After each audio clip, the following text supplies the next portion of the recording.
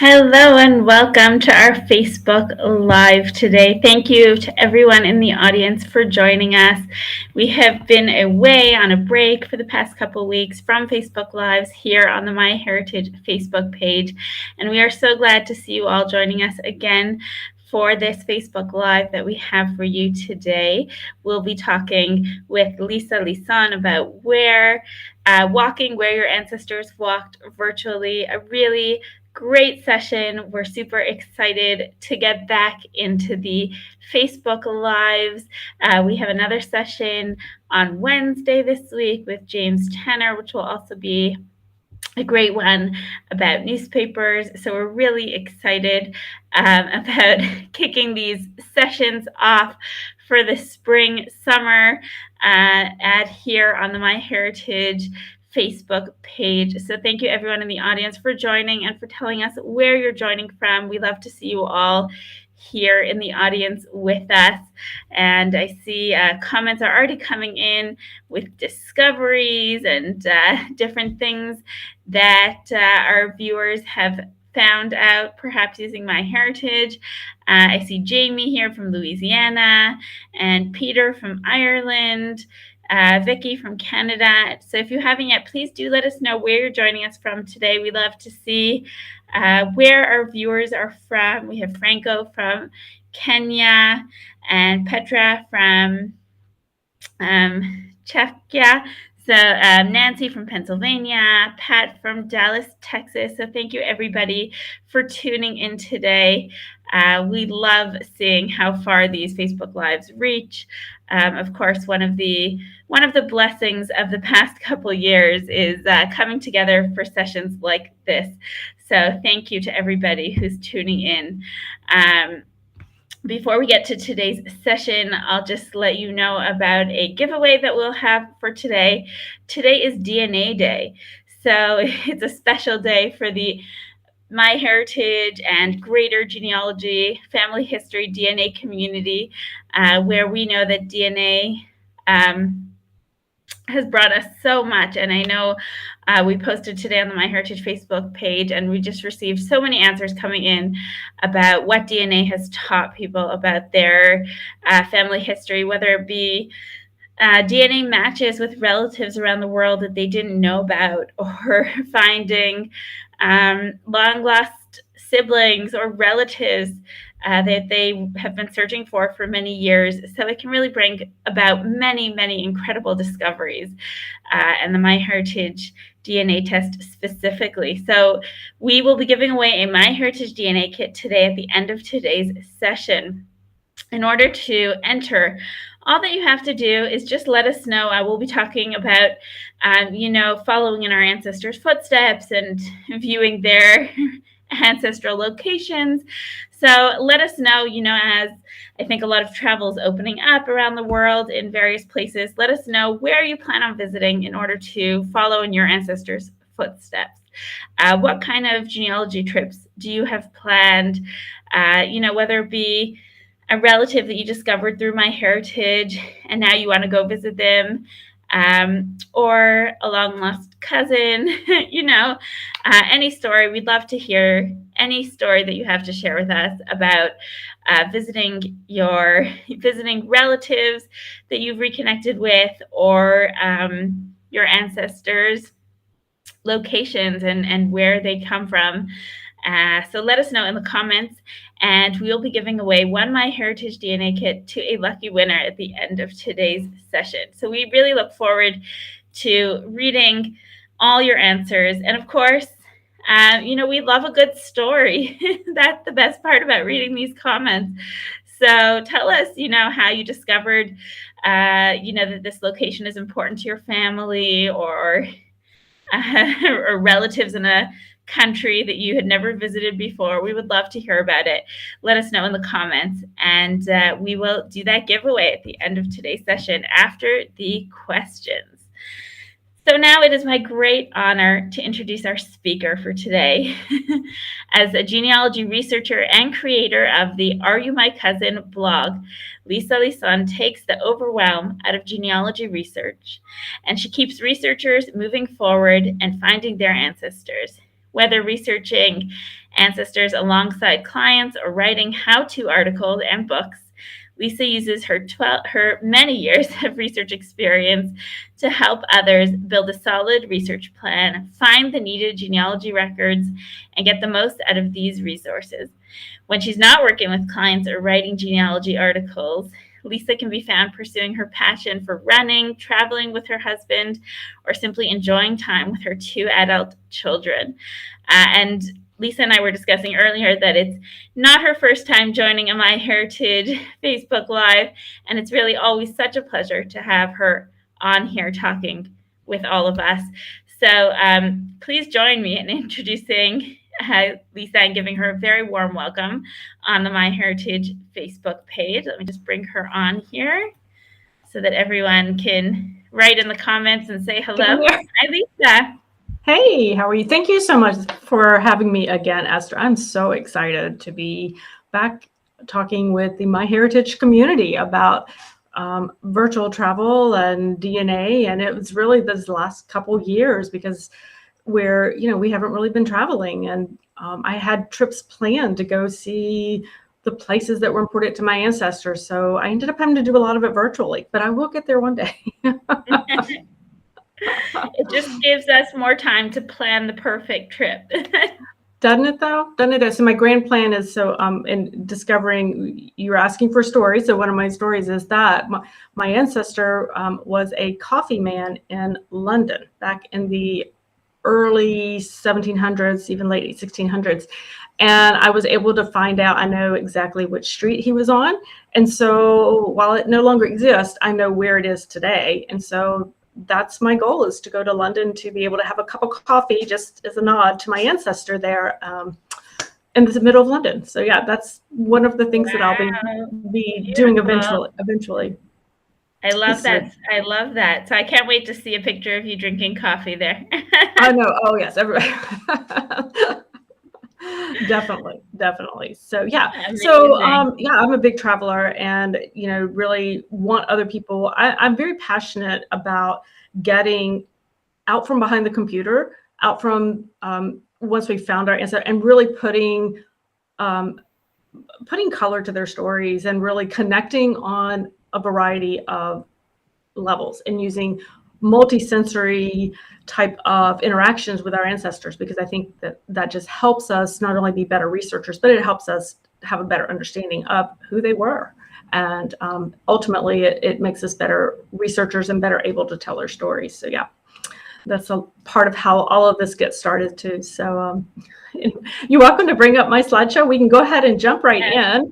Fantastic. And I'll just remind everyone in the audience that they can feel free, besides leaving, comments for the giveaway as well. Please, leave questions for Lisa throughout, or comments for Lisa about her presentation. We love to get feedback and to see what you're all thinking as these sessions go on. So here, let me bring up your slides here, sure. Lisa. While you're doing, I see Marie's comment about, yes, I'm her coffee friend. I love coffee, and I have decided that must be why I'm a coffee drinker, because my ancestor was coffee. It's in your DNA. It is in my DNA. Yep. All right. So what all are you seeing? Are you ready for me? Oh, you guys ready? Yeah. Perfect. All good. Excellent. Okay. So we are, like I said, I am a traveler. I love to travel, always have. And genealogy just adds that extra bit of excitement when it comes to traveling, and reason for traveling as well. So let's talk about heritage travel. Let's talk about what it is. I mean, at its very core, it really is just exploring a culture and an area where our ancestors lived. Now, I think a lot of times, particularly for those of us here in the U.S., because we have such a large immigrant population, over the years, that we tend to think about, if I can just get back across the ocean.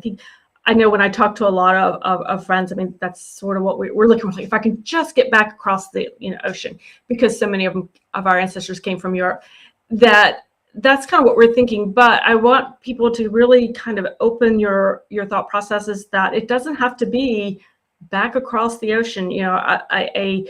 A heritage travel doesn't have to be some large grand trip. It can be a day trip to the next county over if that's where your ancestors were. And so I like to make sure people keep that in mind as well for that.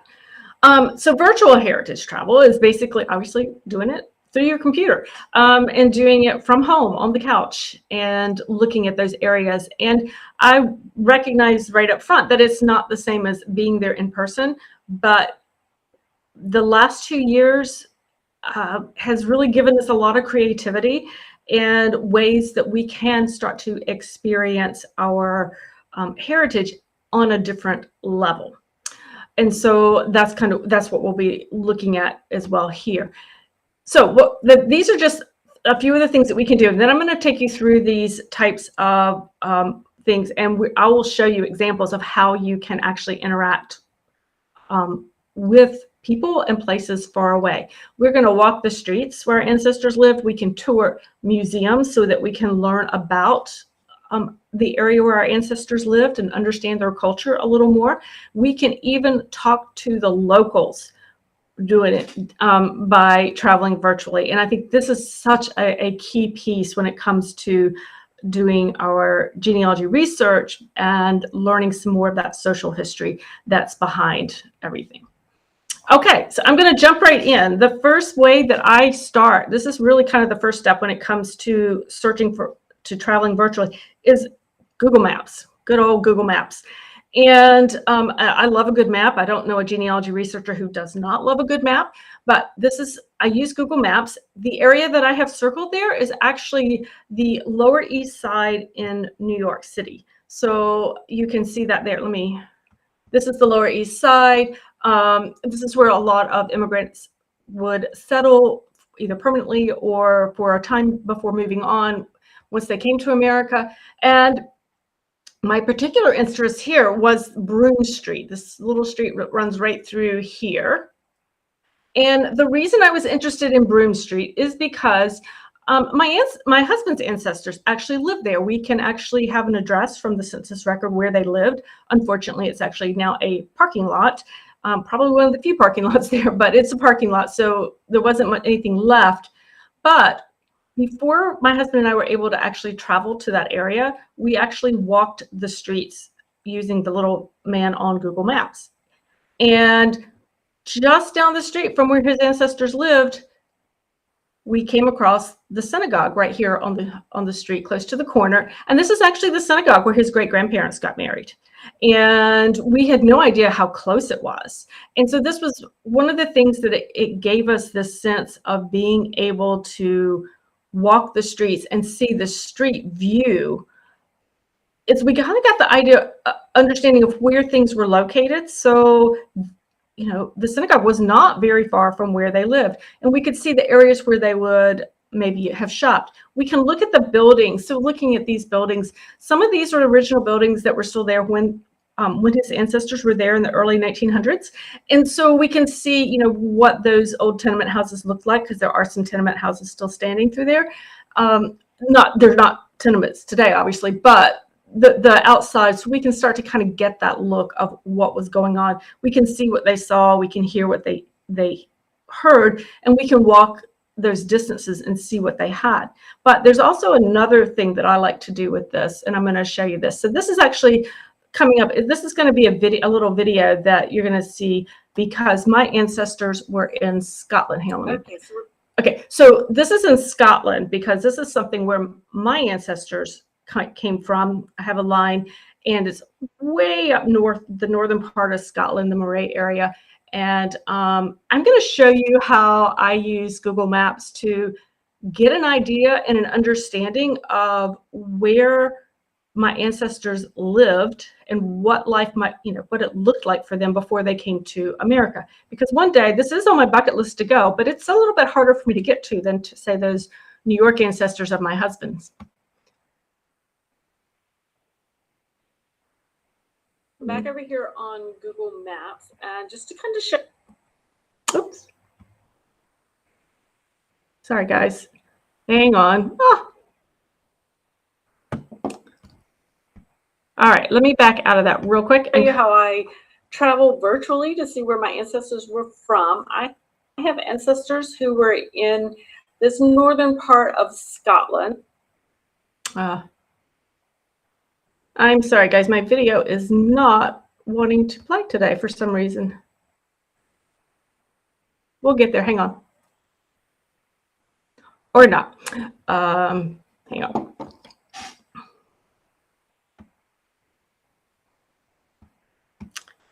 From my office, my home office, but also to get us. All right, so I'm going to stop the play right there just because it's not playing nice for me today. But what you're looking at, so I was able to go up. There's not a lot there, obviously, you can see that.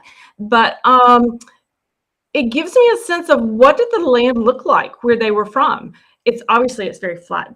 And so what I'm thinking of, because I know that they were hang on, what the terrain looked. I know that they were farmers when they landed in, ended up in America and eventually Virginia.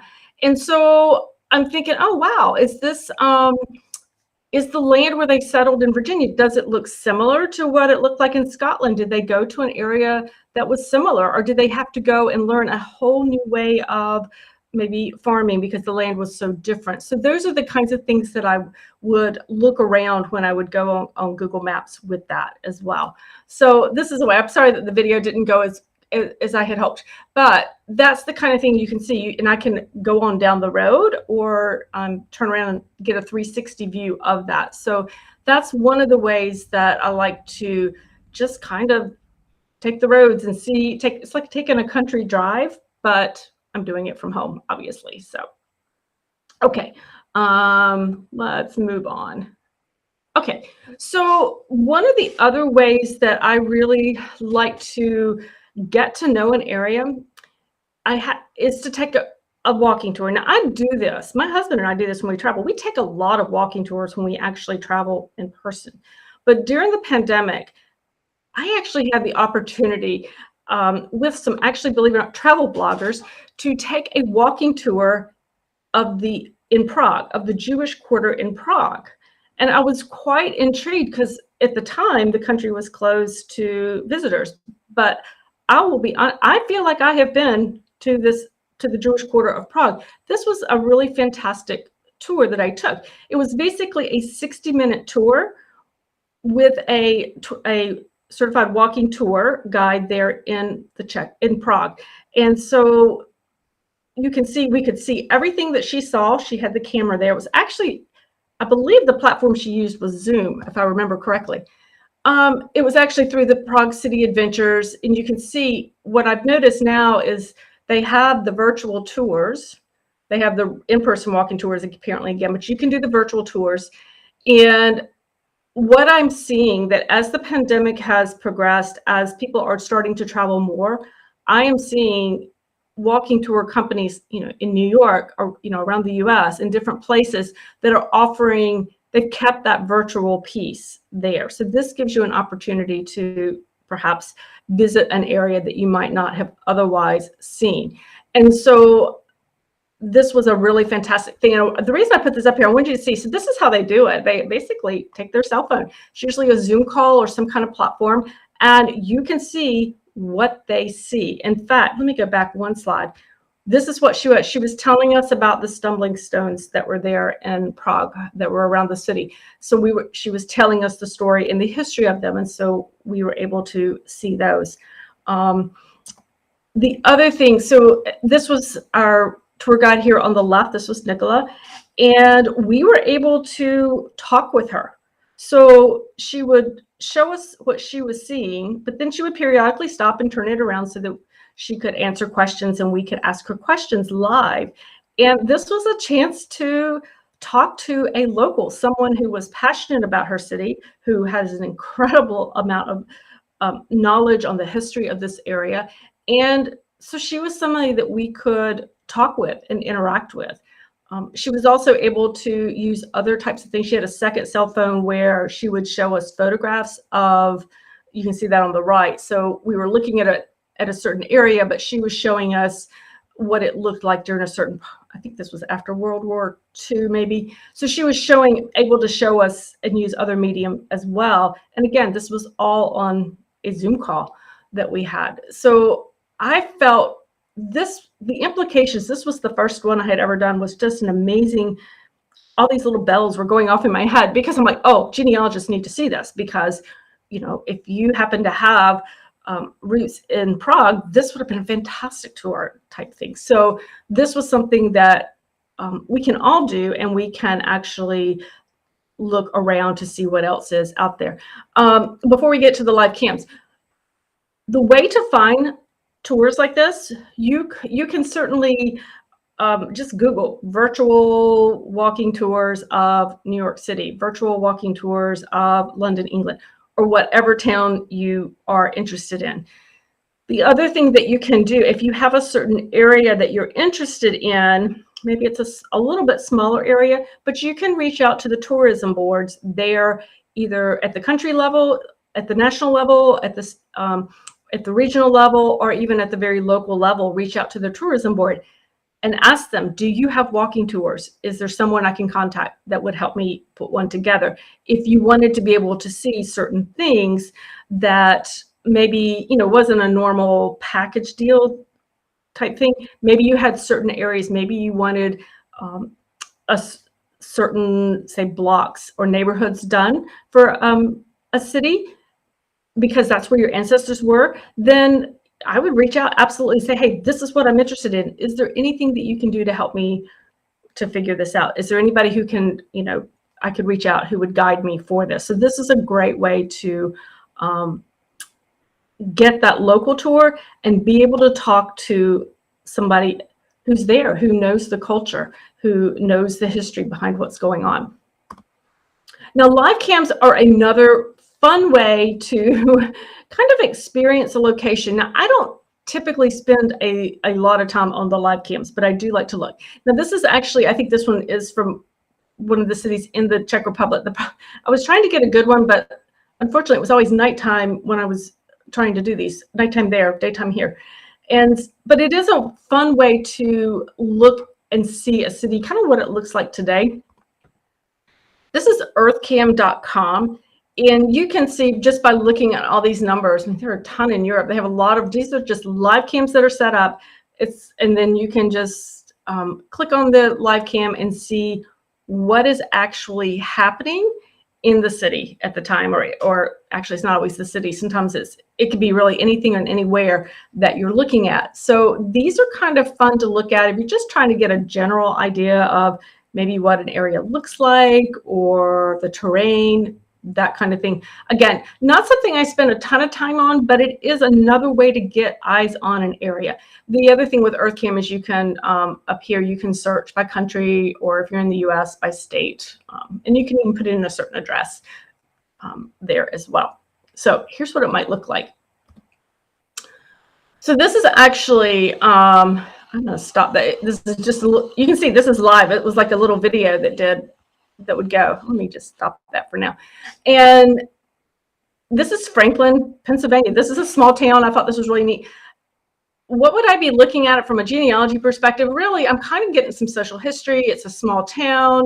The buildings are beautiful here. I'm looking at the terrain, so it's not flat. It's a little, looks like it's a little rolling hills type thing. So that's just the kind of thing that I'm looking at here. I'm not necessarily getting a ton of extra information, but it's just one more piece of the puzzle that I'm getting the flavor for the area. If you know, if this was where my ancestors were from, it gives me a flavor of what the area might have looked like when they were there. So that's kind of a fun thing to do. Now, there's another really interesting thing that you can do with this that I found, and that is you can actually go inside a pub.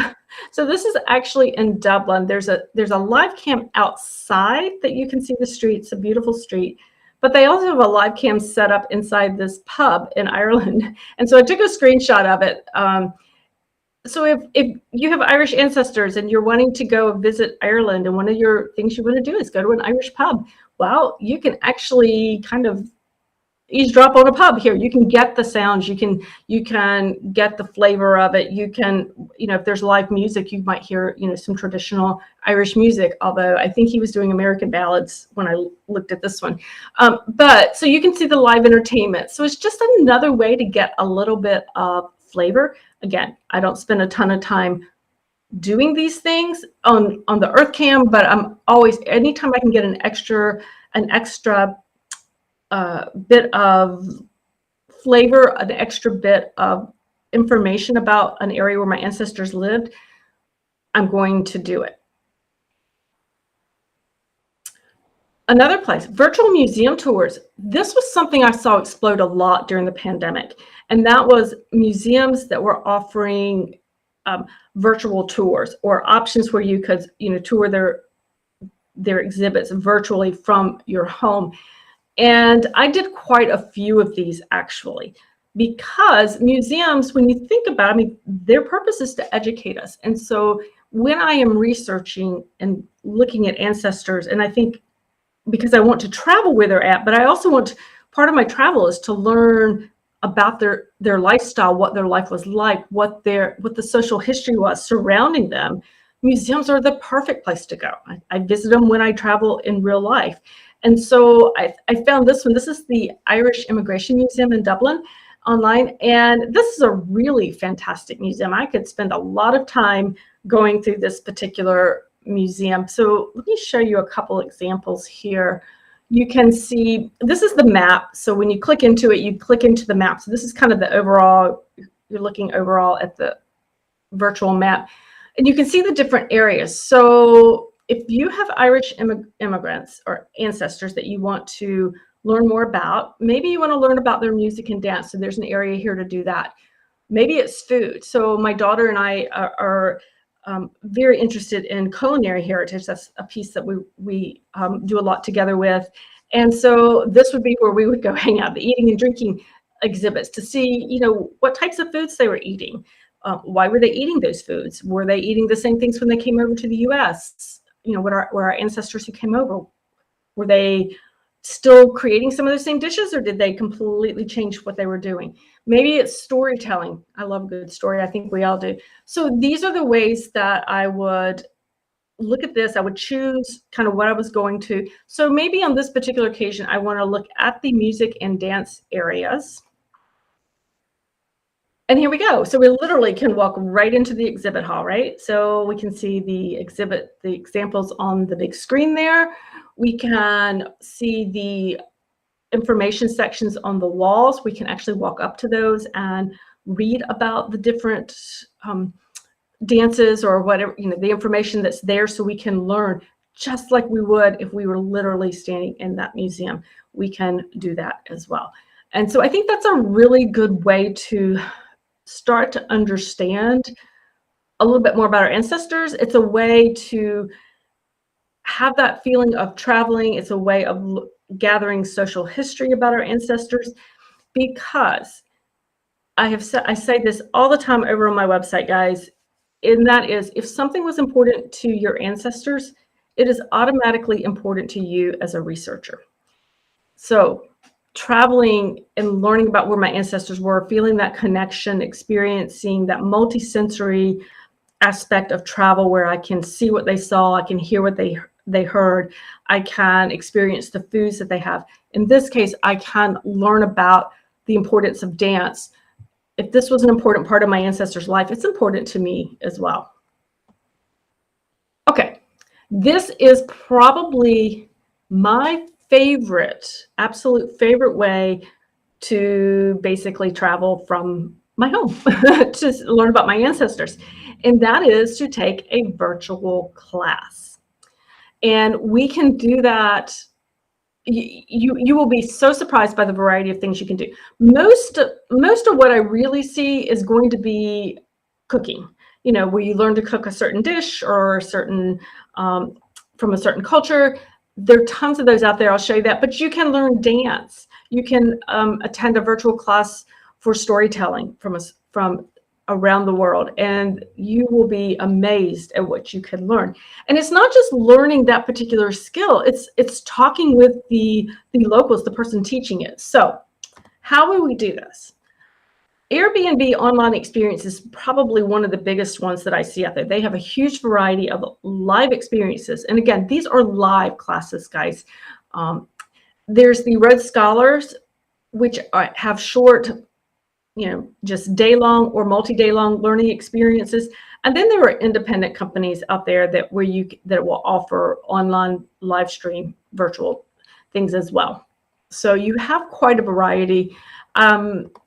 Just to give you, I wanted to show you. So this is a screenshot from Airbnb Experiences, and because I wanted you to see the variety of things that you could possibly do. These are actually, this is from their cooking page, and but look at this, guys. So if you have Indian heritage, you can learn. This is an interactive Indian cooking class. We have someone teaching Thai cooking. We have, again, maybe you have Italian ancestors. You want to learn how to make some Italian food. This would be a way for you to experience that from your home with an Italian chef. We have someone doing Korean and another Italian over here. And what I wanted to do is, these are not really, really super expensive to do. So it's a chance to learn a skill. It's a chance to taste the flavors of your ancestral home. And it's also a chance to talk with the locals as well. And, why is this such an important food for that particular culture? And to kind of start to build those relationships and bonds across cross culture. So I think this is a really fantastic way. I love doing these, and I always get something fantastic out of them. And I think you will too. So, and again, most of the ones that I've done or that you'll find do tend to be more cooking, but you can absolutely find other types of activities. I think dance would probably be the next one that I see quite a bit out there for that. Now, this one, I wanted to put this one up here. This was the first one that I ever saw. It's called Pasta with Grandmas. And if you have Italian heritage and you want to learn how to make pasta from an Italian grandmother, this is your site. This was a very ingenious young woman. She, on the right, she wanted others to learn how to make pasta, but her grandmother does not speak any English, from what I understand. But the grandmother and her friends are amazing cooks and had a lot to offer. And so she and her grandmother started Pasta with Grandmas. And it is live, and you can see right here. See, you just can set your, they can see you, you can see them, you can talk back and forth, and you'll learn how to make super delicious pasta from Italian grandmas. Again, a great way to travel to Italy without leaving your house. This is the Rhodes Scholar program I mentioned. This one, it's not as big.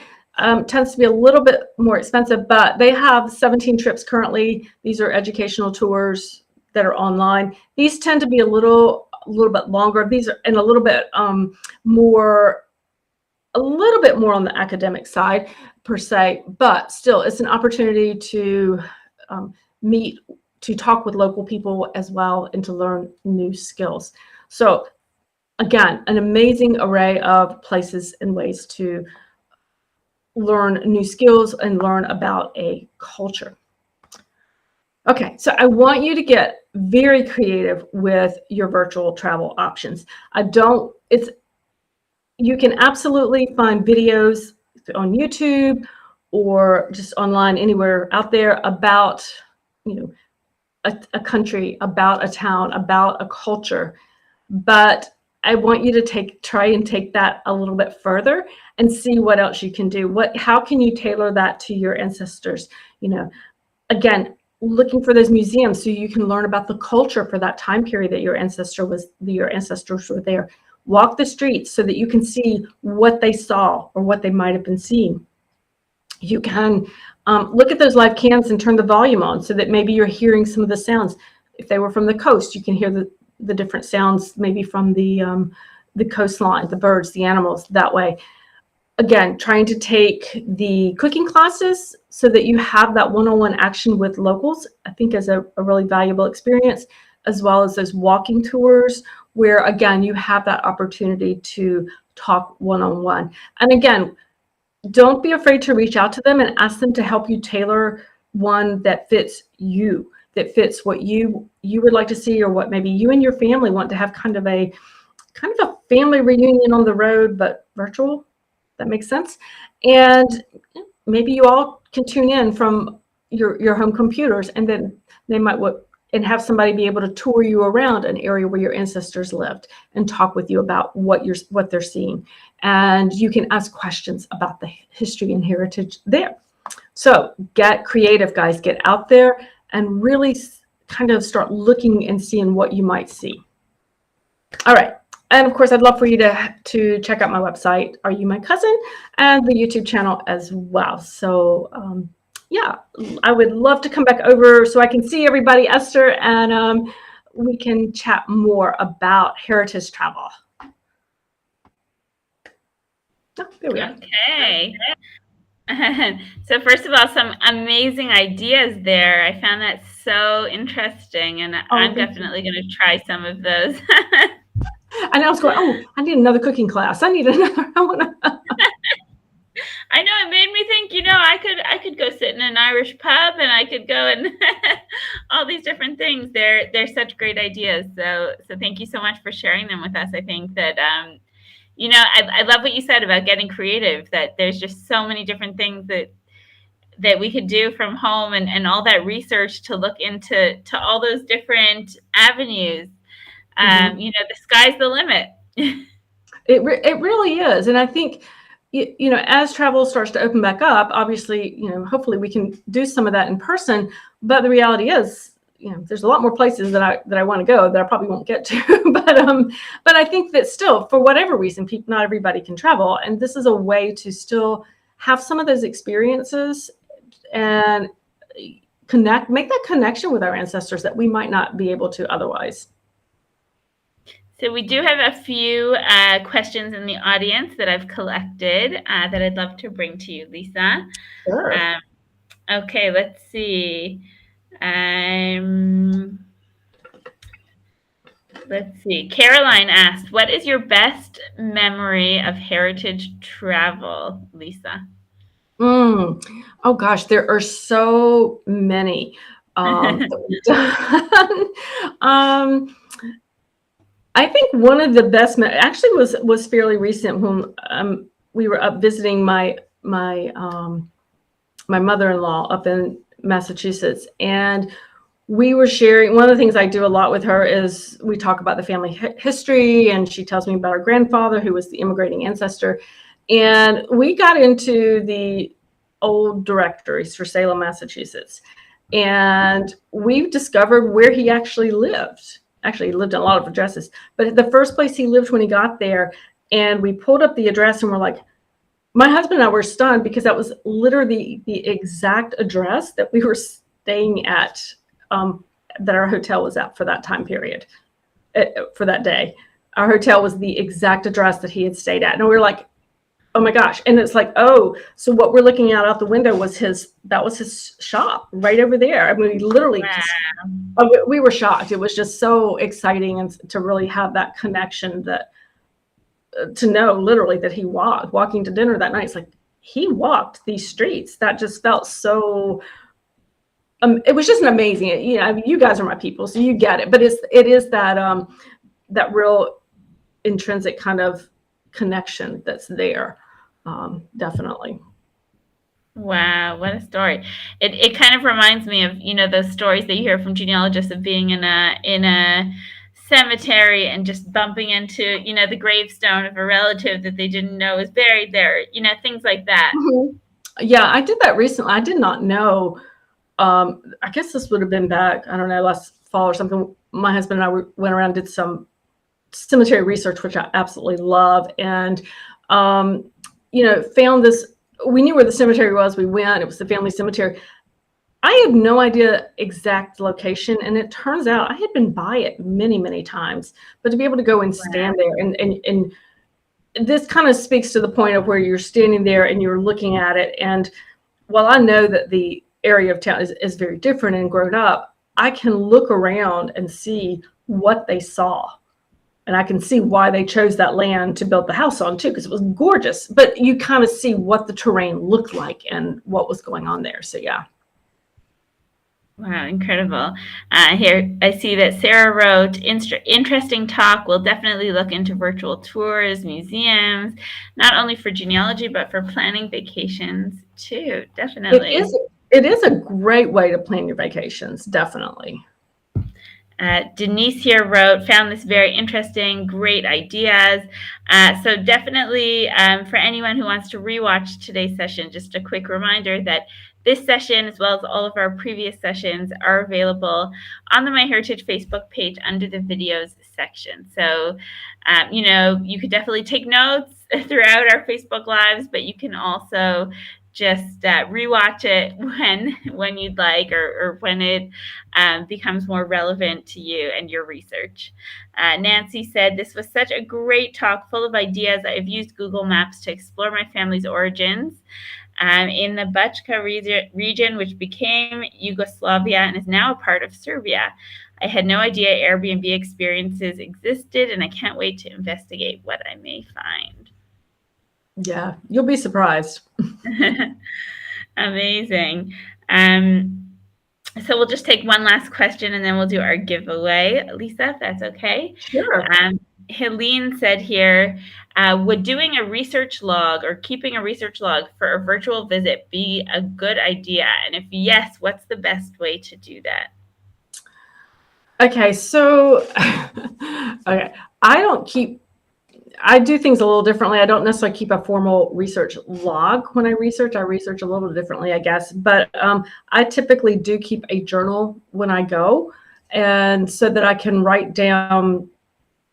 I want to make sure that I'm writing down thoughts and impressions, because sometimes that's what that is about. When you're researching if you're traveling to that area, and then I can also keep, I keep a list of any contacts and things that I have, so that when I get back home, I can then enter it into any kind of database that I might want to keep. But a lot of times I sit down, I actually have, I don't have it within reach. I have a little travel journal that I just purchased.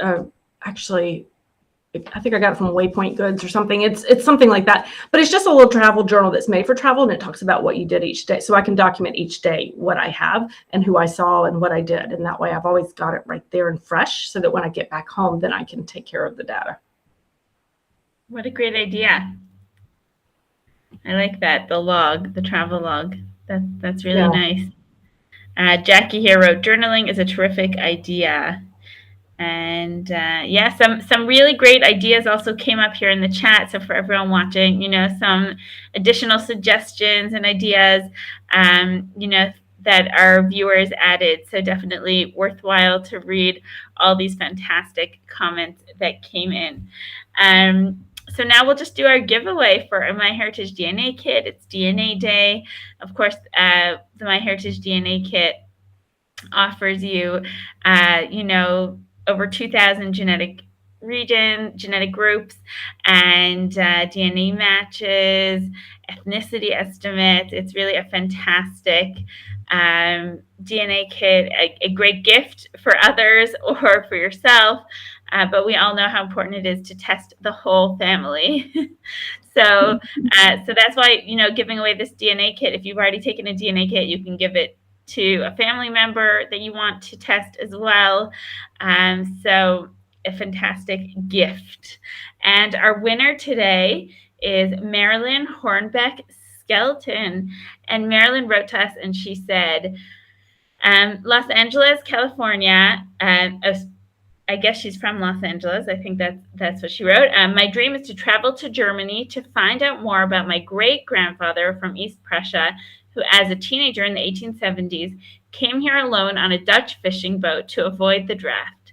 Other than names, I haven't been able to find his family who lived in the area, which is now Kaliningrad.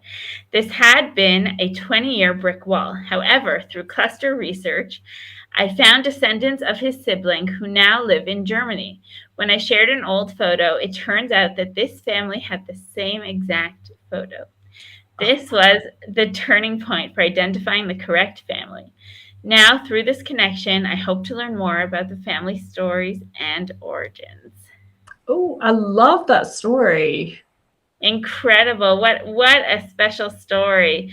Really lovely. So, Marilyn, congratulations on winning a MyHeritage DNA kit. And please message us on our Facebook page to claim your prize, and we will be in touch with you about sending it out to you. Lisa, thank you so much for joining us today. What a lovely, fun, creative session. And I think we all just had such a great time listening to these ideas. Well, thank you. I enjoyed being able to share that with you guys. So thank you for having me. our pleasure, as always, to host you here on our show. We hope that you all will join us at the same time on Wednesday for our next Facebook Live with James Tanner. And we hope to see you all there. So thanks again, Lisa. Thank And you. have a great day, everybody.